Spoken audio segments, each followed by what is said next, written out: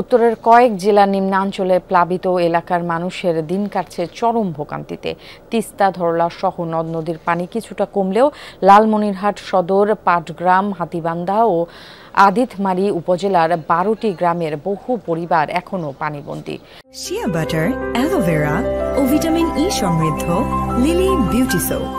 বাড়িঘরে পানি ঢোকায় ও গ্রামীণ রাস্তাঘাট তলিয়ে যাওয়ায় ভোগান্তি পোহাতে হচ্ছে বাসিন্দাদের। বানের জলে তলিয়ে আছে ধান ও সবজি ক্ষেত। কুড়িগ্রামেও বিভিন্ন নদ নদীর পানি কিছুটা কমেছে, তবে সদর, নাগেশ্বরী, ভুরুঙ্গমারী ও রাজারহাট উপজেলার ১৫,০০০ মানুষ এখনো পানিবন্দী। জেলার প্রায় ৪৫৩ হেক্টর জমির ফসল পানিতে তলিয়ে আছে বলে জানিয়েছে কৃষি বিভাগ। পানি বাড়ি গেছে, এখন বাড়ি কচি কচি তলাইছে, তারপরে লৌকিয়া ছাড়া বিড়বের বাই নেই।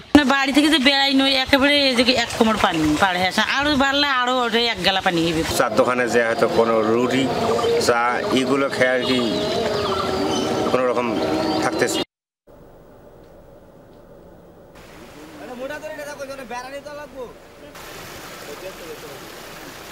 এদিকে নেত্রকোনায় উবদাখালী নদীর পানি কিছুটা কমলেও এখনো বিপদসীমার উপরেই রয়েছে।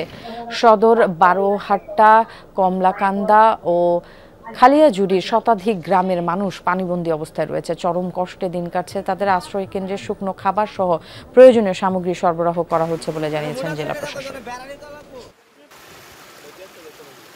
অনেক পানি উঠে আছে, অনেক উঠে যায়, কিন্তু ঘরতে বাইরে যায় তার কিন্তু ক্ষমতা নাই, রান্না বাইরে খাওয়ানোর কিন্তু ক্ষমতা নাই। রান্না খাওয়া না গিয়ে হানি মানে বাথরুমও যাওয়া যায় না, এটা মানে খাওয়ার সর হুয়ানি যায় না।